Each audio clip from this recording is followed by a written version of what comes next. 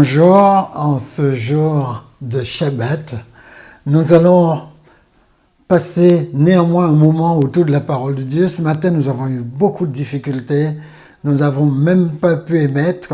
Alors là, vous allez vivre un enregistrement. Nous verrons pour régler les problèmes dans la semaine, voir si nous réussissons parce que c'est pas toujours évident. Aujourd'hui, je voudrais parler de quelque chose de particulier. Comment prendre son envol dans la vie. Là, je m'adresse beaucoup aux jeunes, je m'adresse à ceux qui restent jeunes, qu'on ait 35 ou qu'on ait 65 ans, qu'on reste jeune.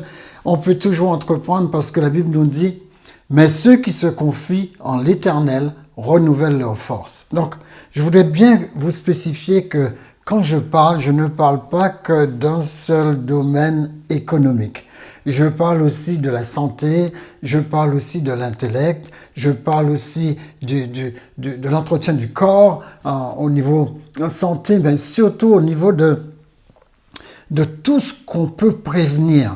On peut prévenir, on peut rester en bonne santé, prévenir des maladies, on peut prévenir des malversations parce qu'on aura fait attention aux carences de notre cœur, mais aussi de notre corps. Surtout parce qu'on est devenu leader dans une chose, on est devenu leader à s'occuper de ce que nous sommes au niveau spirituel, ce que nous sommes au niveau matériel bien sûr, ce que nous sommes au niveau, quand je dis matériel je parle économique, ce que nous sommes aussi au niveau du langage, ce que nous sommes aussi au niveau de partout, tous les niveaux, au niveau spirituel, niveau intellectuel, niveau physique, niveau mental, niveau psychologique et mental. Donc c'est sûr que nous renouvelons notre force. Nous ne pouvons pas rester sur les mêmes choses. Si vous aviez lu un livre dans les années, dans les années 80, et que vous êtes toujours dessus, sachez que depuis les années 80, le monde a changé. Le monde a changé même par rapport à l'année dernière. Maintenant, on est en train de vivre dans l'après-Covid. Nous n'avons qu'une chose à faire pour rester dans le coup, c'est nous mettre à jour. Nous mettre à jour constamment. Ceux qui se confient en l'Éternel. En clair, j'aime le dire comme ça. Les citoyens des cieux renouvellent leur force. C'est trop fort ça. Ils prennent leur vol comme les aigles. Ils courent et ne se lassent point. Ils ne se fatiguent pas, ceux qui se confient en l'Éternel. C'est vrai qu'il nous faut atteindre ce niveau parce que nous sommes des enfants de Dieu. Les enfants de Dieu sont des citoyens de notre domaine. Nous devons prendre, écoutez bien, rappelez Jésus dit que ton règne vienne, que ta volonté soit faite sur la terre comme au ciel. Jésus ne nous a pas dit, et certaines personnes le croient, mais je voudrais revenir dessus. Jésus ne nous a pas dit de courir après l'éternité. Il nous a dit de faire descendre sa volonté du ciel vers la terre. Les chrétiens, vous savez ce que je nous reproche? C'est le fait que quand je dis chrétiens, croyants, tous les croyants, ce que je leur reproche, qu'ils soient chrétiens, qu'ils soient musulmans, qu'ils soient n'importe quelle confession, les croyants courent après l'éternité. On va se faire exploser, on va quitter cette planète et on va rejoindre le ciel. Mais j'ai jamais compris pourquoi. J'ai jamais compris d'où ils prenaient ça bibliquement. D'où ils prenaient ça dans la Torah. Les amis, bien que je reconnais que quasiment toutes ces grandes confessions monothéistes sont basées sur la Torah, à l'origine. Nous également. Donc, dans la Torah, c'est pas ce qu'on nous enseigne, c'est pas ce qu'on nous apprend. Même si on l'a transformé en Bible plus tard, c'est pas ce qu'on nous enseigne dans la Bible, de courir après l'éternité. Jésus a dit, j'ai été vous préparer une place. Et j'ai l'impression que tout le monde court après cette place. Mais si vous n'avez pas la vie que vous devriez avoir sur terre, mais vous savez que vous avez manqué cette place.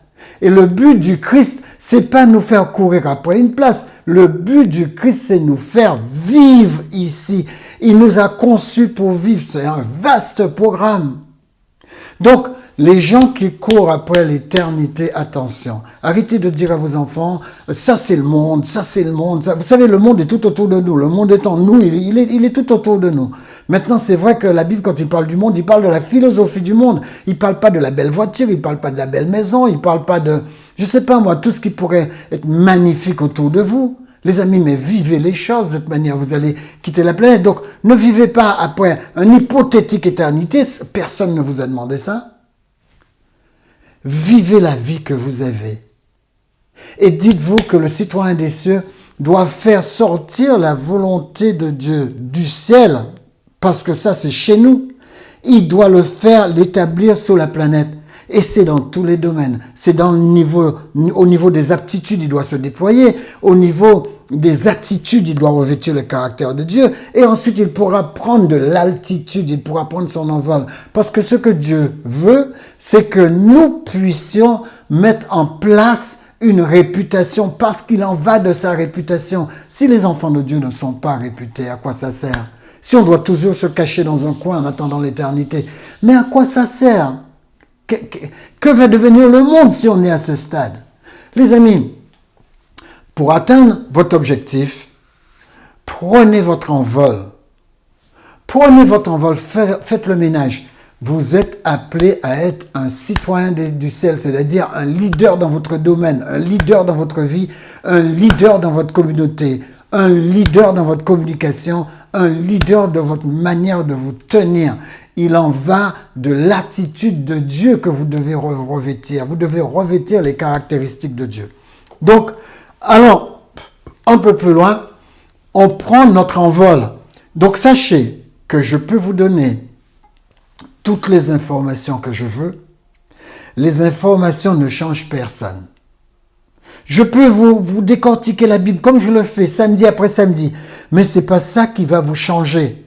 Les amis, seule la conversion peut vous changer. L'enseignement de la parole de Dieu ne vous amène qu'une révélation intellectuelle.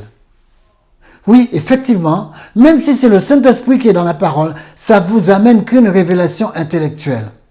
C'est quand vous acceptez l'esprit qui est derrière cette parole, que cela vous donne un renouvellement, c'est-à-dire une transformation. C'est pourquoi j'ai mis un balai. Prenez un balai, nettoyez votre existence, nettoyez votre vie. Vous avez besoin d'un balai. Pour moi, le balai, c'est une manière de faire le ménage dans sa vie.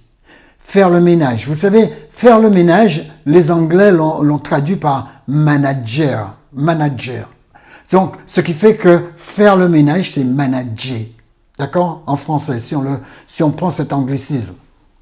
Sachez en tout cas que les miracles ne changent personne. Rappelez-vous, les disciples ont dit à Jésus, faites-nous un miracle. Pas les disciples, excusez-moi. Les gens qui étaient autour de Jésus ont dit, faites-nous un miracle pour que nous croyions. Eh bien, Jésus n'a pas fait de miracle pour le peuple. Il leur a dit, il ne vous sera donné d'autres miracles que la prédication. Parce que la prédication, c'est ce que Jonas a fait en fuyant. Il ne vous sera donné autre chose que ce que Jonas a fait. C'est-à-dire, allez à Ninive, obéissez à Dieu, faites ce que vous avez à faire. Prêchez par votre comportement, prêchez par votre réussite, prêchez par votre grandeur. Mais faites quelque chose, présentez Dieu d'une manière ou d'une autre. Donc, si nous prenions l'aigle, il dit que nous devons prendre notre envol comme les aigles. Alors, si nous prenons l'aigle a une excellente vision. Il va jusqu'à 5 km. Ce qui est avec l'aigle, c'est que quand il a un objectif, il ne le lâche pas. Donc, il ne dévie pas de son objectif tant qu'il ne l'a pas réalisé. En clair, nous ne baissons pas les bras. Nous ne sommes pas de ceux qui baissons les bras. Nous sommes de ceux qui restons dans la barque et qui avançons dans notre projet jusqu'à ce que notre projet se concrétise. Les amis, restez centrés sur ce que vous faites, sans distraction. Ne laissez pas le téléphone. Même moi, je peux facilement me laisser distraire par les réseaux sociaux. Je peux faire exactement comme tout le monde. Mais battez-vous pour ne pas vous laisser distraire. Une personne m'a dit une fois, je lui ai dit, mais en faisant un organotest avec cette personne, c'est-à-dire, nous, quand les gens viennent nous voir en naturopathie, nous faisons un organotest, et comme ça, nous pouvons quasiment voir la majorité des choses, en tout cas, nous pouvons voir 48 points de l'organisme. Et c'est vrai que quand je suis arrivé au niveau de ses yeux, je lui ai dit, madame, vous allez vous coucher tard, et vous allez vous coucher très tard. Regardez les poches que ça crée sur vos yeux. Regardez les rides que ça commence à créer. Regardez la fatigue des yeux, l'affaissement des yeux, etc. J'ai toutes les normes qui paraissent devant mes yeux. Vous savez ce qu'elle me dit? Elle me dit, cette jeune dame, Elle me dit, vous savez, je regarde les réseaux une bonne partie de la nuit et parfois je m'endors, il est 3 heures du matin. 3 heures du matin, ça peut arriver à n'importe lequel d'entre nous. C'est facile d'aller se coucher à 3 heures du matin si vous restez scotché à des réseaux sociaux. Les réseaux sociaux, c'est la nouvelle distraction. Les amis, ne quittez pas votre cible des yeux, ne vous laissez pas distraire. Centrez-vous sur vos projets, centrez-vous pour ce que vous avez à faire. La Bible nous dit que nous réussirons si nous restons sur notre cible, comme l'aigle. On nous dit que le citoyen des cieux est comme un arbre planté près d'un courant d'eau qui donne son fruit en sa saison et dont le feuillage ne se flétrit point. Tout ce qu'il fait lui réussit. Somme 1, verset 3. Tout ce qu'il fait lui réussit. Deuxièmement, l'aigle vole à haute altitude. Quand il vole à haute altitude, il vole avec d'autres aigles. Même quand l'aigle est attaqué par des corbeaux, un journaliste a rapporté cette histoire, les corbeaux restent derrière la tête de l'aigle et continuent à piquer l'aigle. Et vous savez, l'aigle ne se défend même pas. Il monte, il monte, il monte, il monte, il monte. Et arrivé à une certaine hauteur, le corbeau a le vertige et tombe dans le vide. C'est extraordinaire. Dieu nous dit, vous êtes comme des aigles. Vous êtes comme des aigles. Ésaïe 40, vous êtes comme des aigles. C'est-à-dire que vous devez prendre la hauteur. C'est pourquoi je dis, attitude plus attitude donne de l'altitude. Vous devez prendre de l'altitude. Vous ne pouvez pas parler au même niveau que tout le monde. Vous ne pouvez pas utiliser les mêmes mots que tout le monde. Vous ne pouvez pas vous habiller comme tout le monde. Il y a des habits qui ne nous conviennent pas. Chaque personne doit savoir quel habit lui convient. J'ai pas besoin de dire à quelqu'un que ton habit ne convient pas. Non, j'ai pas besoin de faire ça. Tout le monde sait que c'est de la décence. Et il y a des fanatiques qui accentuent la décence. Et dès que vous avez une jupe qui dépasse le genou, ils commencent à parler. Mais je parle pas de ces gens-là, c'est des gens de religion, ça. Mais nous savons exactement comment nous pouvons nous habiller pour présenter une certaine décence. Et ça, c'est indicatif de la personne que nous sommes. Nous sommes des citoyens des cieux. Donc je disais que l'aigle ne vole pas au même niveau que tout le monde. Alors, changez, visionnez autre chose, augmentez le niveau, volez loin de ceux qui vous gardent à basse altitude. Tous les gens qui vous gardent dans un langage bas de gamme, volez au-dessus de ça. Tous les gens qui vous gardent dans une vie bas de gamme, volez au-dessus de ça. Il y a une personne qui me disait cette semaine, elle me disait, tu sais Lambert, j'étais avec mon mari pendant 15 ans. Pendant 15 ans. On a eu tant d'enfants. Pendant 15 ans, j'étais à ses côtés. Et un jour, il est venu me dire, écoute, on va faire un break. Elle me dit, j'ai compris ce que ça voulait dire. Il est parti. Maintenant, c'est vrai que rapidement, Dieu m'a permis de refaire ma vie. Je suis reparti vers autre chose. Je m'occupe de mes enfants qui sont grands maintenant. Et il me dit, ma vie continue. Maintenant, il veut revenir. Maintenant, il veut revenir. Elle me dit, jamais. J'aime une nouvelle personne. Et cette personne, c'est mon épanouissement parce qu'il est d'une gentillesse que j'avais jamais connue. Les amis, nous sommes citoyens des cieux. Nous savons reconnaître la gentillesse. Nous savons reconnaître la malversation. Nous savons regarder à quel point certaines personnes sont égocentriques, vicieux, repliées sur eux-mêmes. Donc, volez au-dessus de ces personnes parce que ces personnes vous garderont à basse altitude. Les gens que vous fréquentez déterminent qui vous deviendrez. Ne fréquentez pas n'importe qui. Les amis, les mauvaises compagnies, dit la Bible, corrompent les bonnes mœurs. 1 Corinthiens 15, verset 33. Troisièmement, l'aigle sait prendre de la hauteur en cas de danger. Alors, si vous êtes à un niveau où vous êtes en danger, prenez de la hauteur. Sachez même déménager s'il le faut. Une personne m'a rappelé que j'avais dit ça dans un culte. Et elle l'a fait, elle a déménagé. Les amis, prenez de la hauteur. Et comme je disais tout à l'heure, les corbeaux ne pourront pas vous atteindre. Car si vous demeurez quelque part, c'est sous l'abri du Très-Haut. N'importe qui peut pas venir sous l'abri du Très-Haut. Vous savez, parfois, vous avez, même dans certaines communautés où vous voyez, vous avez des personnes mal intentionnées qui fréquentent ces communautés. Ils sont venus après des appâts. Ils sont venus après des poids. Non, ils sont venus après des poids. Vous leur servez d'appât. Ils sont venus après des poids. Sachez faire la distinction. C'est pas toutes les personnes qui sont habillées en tenue de brebis qui sont des brebis. Quatrièmement, l'aigle est sans peur.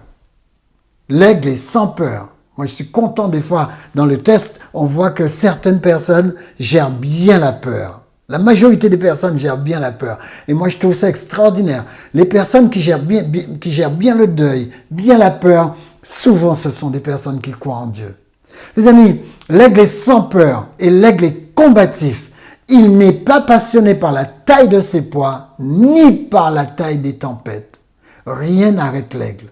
Au contraire, quand l'aigle est dans une tempête, dans un bourrasque, comme vous pouvez être dans une grande difficulté, eh bien, l'aigle se stabilise au-dessus de la tempête. Il domine la tempête. Il prend les vents qui lui sont favorables. Il domine la tempête. Nous aussi, nous devrions dominer les difficultés de notre vie, dominer les problèmes, dominer les tempêtes.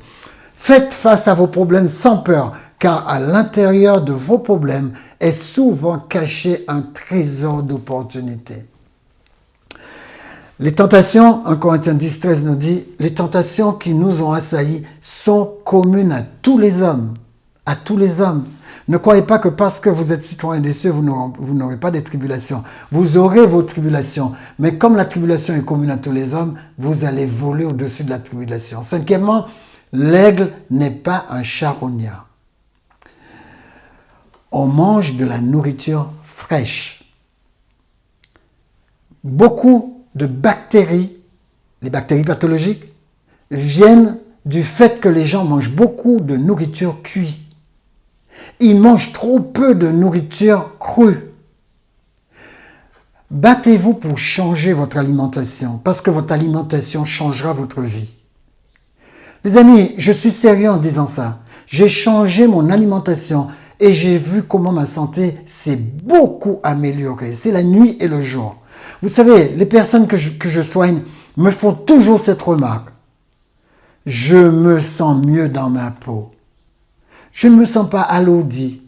Je n'ai pas de gaz. Je n'ai pas de remontée gastrique. Je n'ai pas de ballonnement. Je n'ai pas d'écœurement. Je n'ai pas de vertige. Vous savez, la liste, elle est longue. Quand vous avez une nourriture qui n'est pas adéquate, parce que Dieu nous a donné une nourriture adéquate. Je dis, c'est anormal de croire que vous êtes venus sur cette planète, les animaux ont leur nourriture spécifique et que vous n'avez pas une nourriture spécifique et naturelle qui vous garde en bonne santé. Il est anormal d'être en mauvaise santé si vous consommez une nourriture adéquate et une spécifique qui vous est spécifique et naturelle. Il n'est pas pensable que vous ayez de maladies chroniques. Il n'est pas pensable, même pas au niveau de la pensée, ça n'arrivera, d'avoir des maladies chroniques.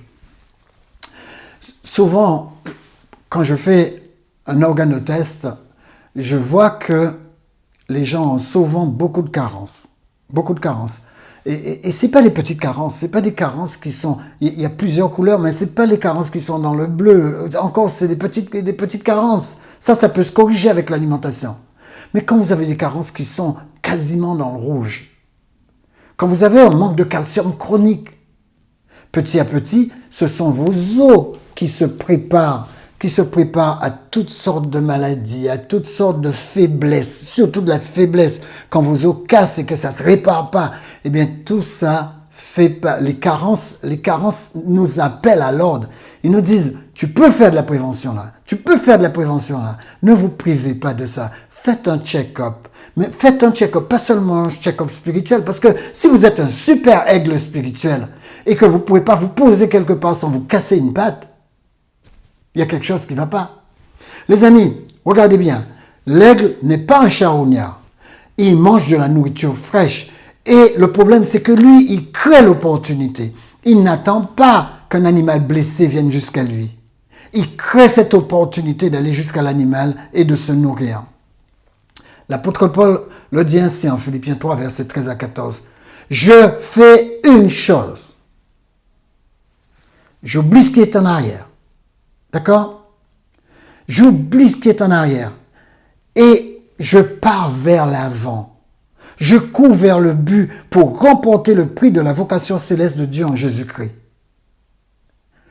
Il le dit, le chrétien c'est un battant. Le croyant c'est un battant. Allons plus loin que le chrétien. Le croyant, celui qui croit en Dieu est un battant. Parce que le chrétien n'est pas souvent battant. Je rencontre plein de chrétiens qui sont sur le chemin de la vie, ils ne savent pas quelle direction prendre. Donc je parle du croyant, je parle du citoyen des cieux. Je parle de celui qui a le regard fixé sur Christ. Celui qui avance jour après jour. Celui qui comprend qu'on ne peut pas baisser les bras. Quel que soit ce qui se passe, on ne baisse pas les bras. Les amis, l'aigle, sixièmement, crée une zone d'inconfort pour tester ses petits, pour leur apprendre à voler. L'aigle pousse ses petits hors du nid à un moment donné, pour qu'ils tombent dans le vide et qu'ils apprennent à voler. Nous devons pouvoir faire la même chose avec nos enfants. Donner à nos enfants les outils qu'il faut pour s'émanciper, mais leur montrer qu'il y a un temps pour cette émancipation. Une personne m'a dit l'année dernière, je crois que c'était vers décembre l'année dernière, elle est venue me voir un peu attristée. Elle en avait jusque-là. À la maison, elle a un fils qui a 40 ans. Elle a un deuxième fils qui a 37 ans. Elle a un fils qui a 26 ans. Encore celui de 26 ans, pas de problème, il termine ses études, il s'en va. Mais les deux plus grands, ils sont revenus dans leur chambre. Le père n'arrive pas à les chasser, la mère n'arrive pas à les chasser. Le plus grand a 40 ans, il travaille. Il était d'abord parti de la maison, ça s'est mal passé, il est revenu à la maison et il est installé. Il fait bon vivre chez les parents. Mais le problème, c'est que si vous êtes un aigle, il faut arrêter ça. Il faut arrêter ça. Je suis d'accord qu'un enfant peut être à la maison jusqu'à 26, 27. S'il est en train de faire des études, vous ne pouvez pas arrêter ça. Jusqu'à 30 ans, il n'y a pas de problème s'il fait des études. Mais si c'est un enfant qui se tourne les pouces ou bien qui travaille, qui n'arrive pas à quitter le nid, alors il faut faire comme l'aigle, pousser. On n'a pas le choix. Parce que c'est nous qui rendons nos enfants dépendants. Moi, j'ai eu un cas où un parent est décédé. L'enfant avait 31 ans. L'enfant était dans la maison. Pas loin d'ici, pas loin de là où je suis. Et cette dame, j'ai été la voir avant, je l'ai visitée plusieurs fois. Et elle me disait, oh, j'ai beaucoup de craintes. Mon fils n'a pas de travail, etc. Je suis âgé, mon mari est déjà mort, et moi je pense que je vais bientôt le rejoindre. Eh bien vous savez, quand la mère n'est plus là, l'enfant est complètement perdu. 32 ans, complètement perdu. Et c'est sûr, il traîne dans la maison, les HLM lui disent, mais écoutez, vous avez payé le loyer, il n'a pas d'argent pour payer le loyer, parce qu'il avait toujours dépendu de la pension de sa maman qui n'est plus là. Et bien voilà, sa vie se termine comme ça, sa vie se termine, jusqu'à ce qu'on le mette à la porte, et puis bon, ça continuera comme ça. Mais vous savez, à l'époque, j'avais dit à la mère, vous lui rendez pas service, vous lui rendez pas service. Il faut savoir pousser les poussins hors du nid. Il faut savoir le faire. Et ça se fait avec gentillesse. Les amis, il est temps pour nous de quitter notre train-train quotidien. Quand ta routine n'a plus rien à t'apprendre, abandonne-la. Quand tu fais exactement la même chose et que tu n'as pas plus de... abandonne ça. Les amis, la dynamique de la mise à jour, c'est d'avoir du résultat. Si je fais la même chose pendant 20 ans, j'aurai le même résultat. Mais si ce que je suis en train de vivre pendant 20 ans ne me convient pas, faut peut-être changer. Changer ce que je suis en train de faire. Faire une nouvelle chose. Même au niveau spirituel. Si vous priez et que vous avez l'impression que Dieu ne vous répond jamais, vous ne voyez pas qu'il y a un problème dans votre prière? Si vous exercez votre foi et que votre foi ne vous amène jamais rien, vous ne voyez pas qu'il y a un problème dans votre foi? Pourquoi est-ce que vous vous asseyez dans quelque chose qui ne vous donne pas de résultat? Je me rappelle cet homme qui est venu me voir et il me disait, oh Lambert, tu sais, je suis avec Dieu, mais ma vie va de plus en plus mal. Alors je lui ai dit, écoute, va régler le problème avec ton Dieu ou change de Dieu. Il m'a dit, qu'est-ce que tu as dit? J'ai dit, va régler ton problème avec ton Dieu ou change de Dieu. Parce que souvent, c'est pas Dieu qui a un problème. Vous savez, c'est notre comportement qui a un problème, c'est notre attitude. Certaines personnes me disent, je prie, je chante, je fais tout ça, mais Dieu ne me répond pas. Alors je lui ai dit peut-être que ça lui convient pas. Essaie de voir comment ça marche. Parce que moi, j'ai pas ce genre de problème.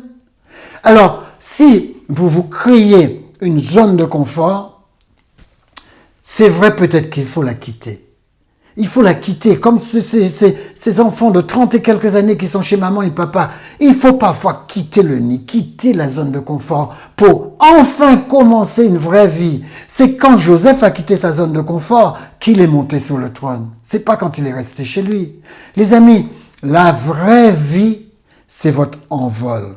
La vraie vie, c'est votre envol. Vous êtes un aigle, vous n'êtes pas là pour rester par terre. Envolez-vous.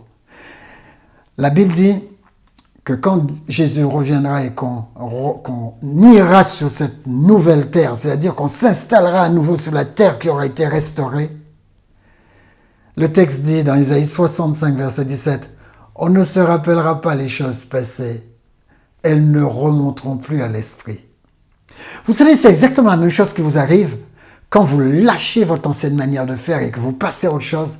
Vous finissez par vite oublier ce que vous étiez en train de faire. Et c'est comme ça que vous arrivez à lâcher le passé et vous propulser vers l'avenir. 7e point, l'aigle renouvelle sa vitalité. Dans tous les domaines, renouvelez votre vitalité spirituelle. Renouvelez-le.